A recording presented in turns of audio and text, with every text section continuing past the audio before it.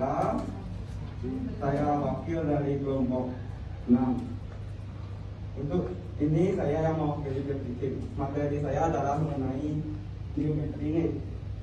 Soalnya lebih tepatnya materi volume dan luas permukaan bangun ruang sisi datar seperti itu. Untuk LK-nya saya share ke grup, silakan ada cek di grup ada. Nih. Bisa saya mulai?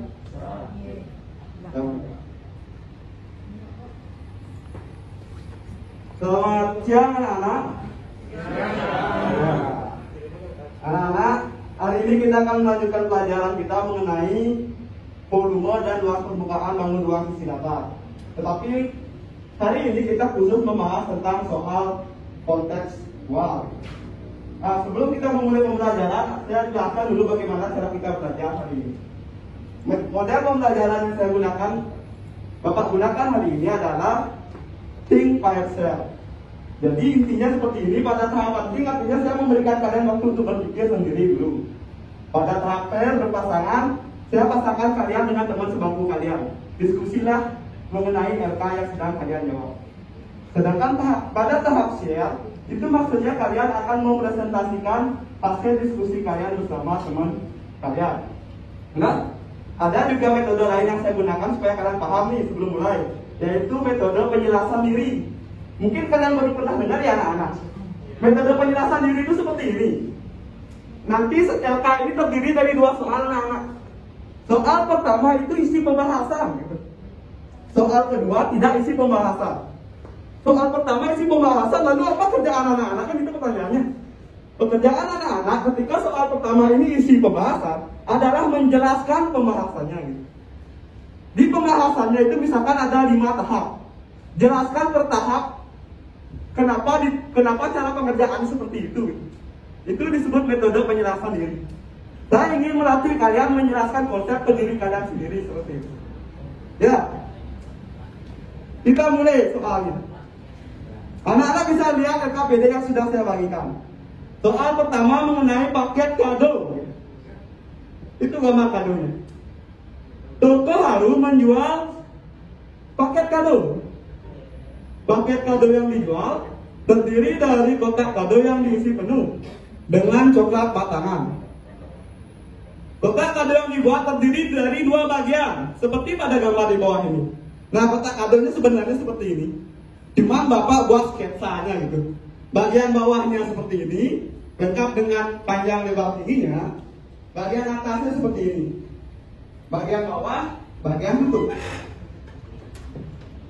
Coba ke bawah.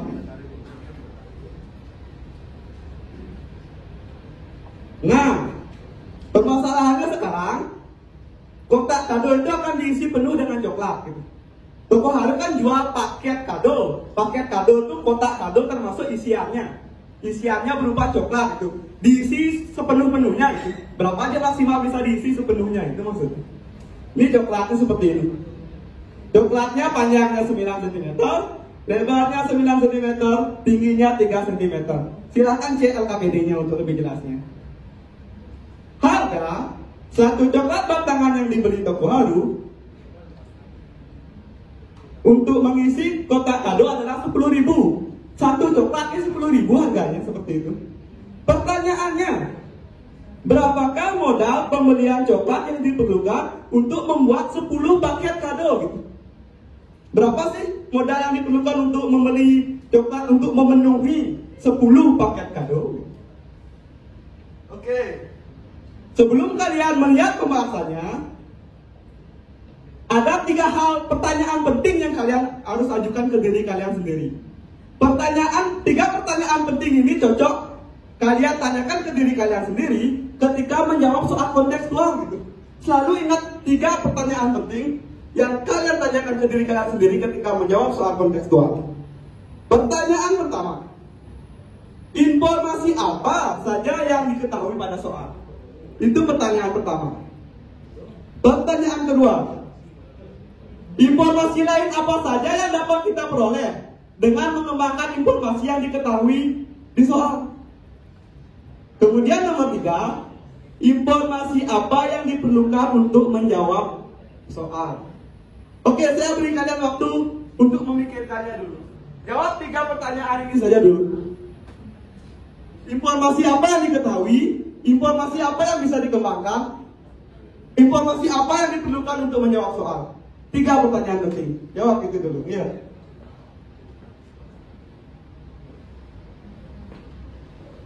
Oke, sudah ada yang bisa menjawab? Coba. Pertanyaan pertama coba ingatkan dulu. Begini Pak, untuk dari pengetahuan saya, untuk yang pertama adalah kita harus tahu volume daripada kotak bagian bawah saja, bagian atasnya tidak perlu dicari karena hanya menutupi saja. Oke, tunggu dulu Bu, coba pertanyaannya. Informasi apa saja yang diketahui pada soal? Informasinya Pertama coba lihat dari atas dulu Bu. Lihat dari atas dulu nak. Informasi apa saja yang diketahui dari soal? kotak kado, Ukurannya, ya. ukurannya, Kemudian dan coklat. ukurannya apa saja diketahui Bu untuk kotak kadonya? Ada panjang, lebar, dan tinggi. Oh ya, ada panjang, lebar dan tinggi, lengkap ya. Diketahui. Oke, lengkap. Lalu Yang kedua, kita bisa mengembangkan tunggu bentar belum Bu.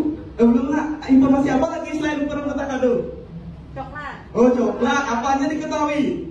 panjang, lebar, dan tinggi. Panjang, lebar, Dan tinggi. tinggi. Oke, jadi kita tahu ukuran kotak, kita tahu ukuran coklat. Selain itu apa yang diketahui selain ukuran?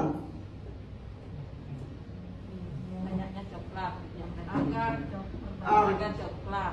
Harga satu coklat yang diketahui yaitu 10.000. Apa lagi yang diketahui selain harga?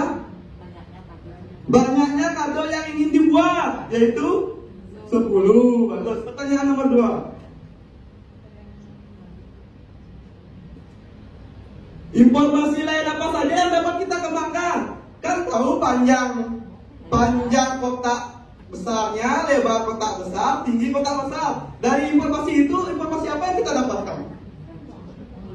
Bisa volume, bisa luas. Bagus. Lagi, informasi apa yang diperlukan Bu untuk menjawabnya? Untuk menjawab soalnya ditanya apa sih? Soalnya ditanyakan berapa banyak modal untuk membeli coklat. Agar kita tahu berapa banyak modal untuk membeli coklat, apa yang perlu kita cari tahu? Informasi apa yang kita perlu cari tahu? Banyak coklat yang akan dimasukkan. Banyaknya coklat yang akan dimasukkan. Jadi, untuk mengetahui berapa banyak modal yang diperlukan untuk membeli coklat, kita harus tahu berapa banyak coklat yang kita mau beli, gitu kan? Masa langsung tahu harga tanpa tahu berapa banyak mau beli kan gitu? Supaya tahu berapa banyak mau beli coklat, apa yang perlu kita cari tahu gitu? Harga coklat sudah tahu. Apa yang perlu kita cari? Supaya kita tahu berapa banyak harus beli coklat, apa yang harus kita cari tahu dulu? Volume coklat dan volume kotak. Iya, volume coklat dan volume kotak. Kemudian berapa sih satu kotak itu bisa diisi coklat? Ya, jadi ada 3 hal penting di sini. Pertama, kita perlu tahu berapa banyak coklat yang kita beli. Untuk mengetahui berapa banyak coklat yang kita beli, kita perlu tahu kapasitas satu kotak. Untuk mengetahui kapasitas satu kotak, kita perlu mencari volume kotak dan volume coklat. Jadi ada 4 poin, maksud saya maafkan 3. Ada 4 poin penting yang kamu perlu cari, baru bisa jawab. Coba lihat pembahasannya. Nah, ini pembahasan nomor 1. Dimensi kotak bawahnya panjang 15, lebar 15, tinggi 9. Dimensi coklatnya panjang 9, lebar 9, tinggi 3 cm. Banyak kotak 10, harga satu coklat 10.000. Kenapa kita buat seperti ini terlebih dahulu? Apa penjelasannya di sini, Bu? Kenapa kita melakukan langkah 1 ini? Apa alasannya? Untuk mendata apa saja yang diketahui. Pertanyaan saya kepada anak-anak, kenapa hanya kotak bawahnya aja ditulis? Kenapa kotak tutupnya nggak ditulis? Kan kotaknya ada ada bagian bawah, ada bagian tutup. Kenapa di sini nggak ditulis dimensi kotak bagian tutupnya? Kenapa hanya bagian bawah aja ditulis? Kenapa, Bu? Karena yang akan diisi adalah yang bagian bawah saja. Ya, karena yang akan diisi hanya bagian bawah saja. Jadi penjelasannya yang bisa anak tulis adalah pada prosedur 1 ini yang ditulis hanya dimensi kotak bawah. Karena yang mempengaruhi kapasitas hanya bagian kotak bawah. Kotak tutup tidak mempengaruhi kapasitas.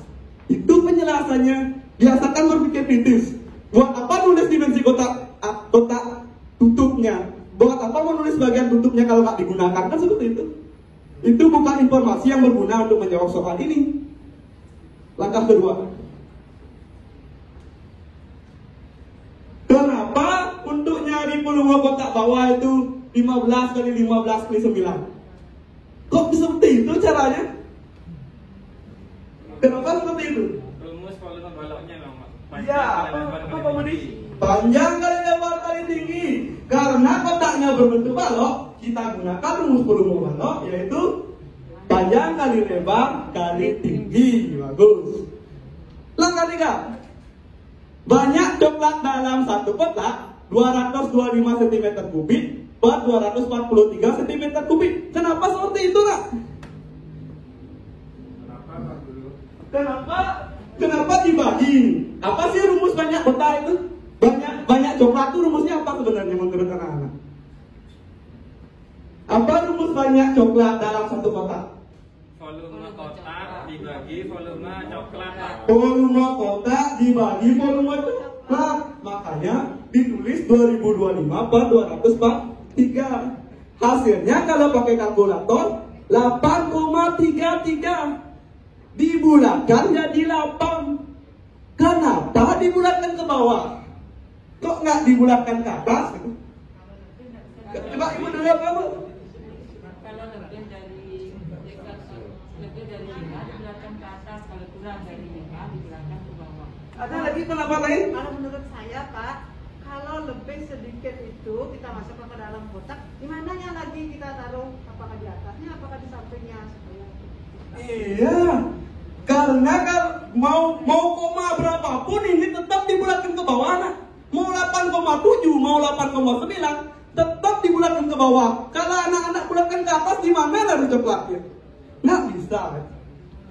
Makanya dibulatkan ke bawah. Kemudian langkah 4, banyak coklat yang perlu dibeli adalah 8 kali 10. Kenapa 8 kali 10? Karena ada 10 kotak. Satu kotak diisi 8, 10 kotak diisi 80. Kemudian langkah 5-nya, iya, harga satu coklat 10.000. Karena kita beli 80, ya 80 kali 10.000, 800.000. Apakah sudah selesai sampai situ? Apakah bisa langsung kita bilang solusinya adalah 800.000? Stop, jangan langsung buru-buru seperti itu. Mari kita verifikasi dulu. Ketika kalian memperoleh solusi untuk permasalahan kontekstual, ajukan pertanyaan berikut pada dirimu sendiri. Apakah jawaban akhir atau prosedur yang kamu lakukan sudah masuk akal? Hati-hati, nak. Ini permasalahan mengenai menaruh benda padat di dalam suatu wadah, bukan menaruh benda cair di dalam suatu wadah. Beda itu. Ketika kita menaruh benda padat dalam satu wadah, kita pikirkan gimana cara letakin benda itu supaya benar-benar 8 bisa ditampung di kotak itu. Kan coklatnya ada 8, kita bilang. Masuk akal nggak memasukkan 8 coklat di dalam kotak kadonya itu? Gimana cara naruh coklat? Bagaimana cara naruh 8 coklat di dalam kotak kado itu? Bisa nggak anak-anak pikirkan? Masuk akal nggak bisa masuk 8?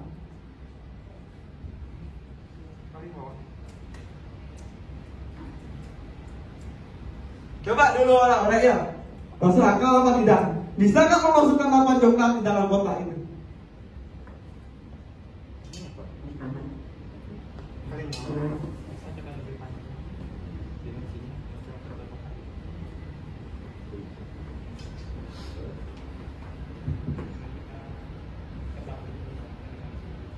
Sudah anak-anak pikirkan?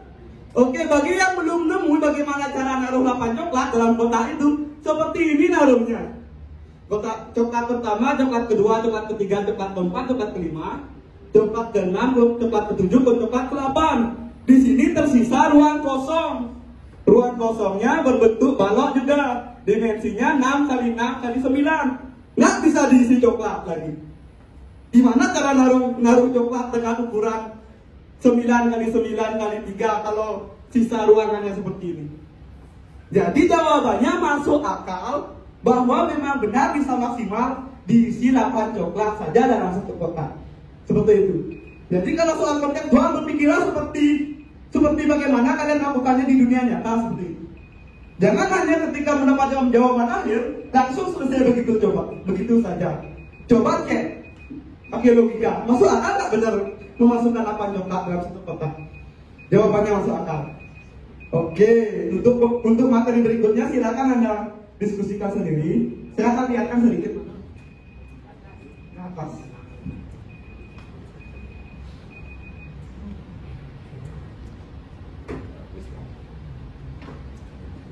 Oke, ini hanya untuk sebentar saja anak-anak. Nanti kalian kerjakan sendiri ya. Saya akan menunjukkan saja gitu. Nanti anak-anak kerjakan sendiri. Untuk soal nomor 2 ini tidak ada pembahasannya. Anak-anak yang sekarang membuat pembahasannya sendiri, diskusikan, nanti kita presentasikan ya. Untuk nomor 2 itu bagaimana cara memasang wallpaper, pembelian wallpaper ini masalahnya. Untuk ingin membeli wallpaper di toko online untuk mendekorasi kamar di rumahnya. Seperti itu. Silakan anak-anak lanjutkan baca. Lakukan prosedur yang sama nih. Oke, sebelum saya mengakhiri, coba kita buat kesimpulannya. Kesimpulannya ini saya akan bantu anak-anak untuk membuat kesimpulan. Saya akan ajukan pertanyaan ke anak-anak, kemudian buat kesimpulannya ya. Pertanyaannya seperti ini ya anak-anak. Ketika kita menghadapi soal kontekstual, apa 3 pertanyaan penting yang harus kita ajukan ke diri kita sendiri anak-anak? Coba, nah. Begini Pak, kalau menurut saya dari membaca soal itu kita harus mengetahui apa yang diketahui oleh soal tersebut. Kemudian kita bisa mengembangkan dari yang diketahui, lalu baru kita bertanya yang menjawab pertanyaannya. Ya, bagus. Jadi ada 3 pertanyaan penting. Nah, apa yang diketahui, apa yang bisa dikembangkan, apa yang diperlukan untuk menjawab soal. Seperti itu. Oke, saya tutup pembelajaran hari ini. Terima kasih. Selamat siang, anak.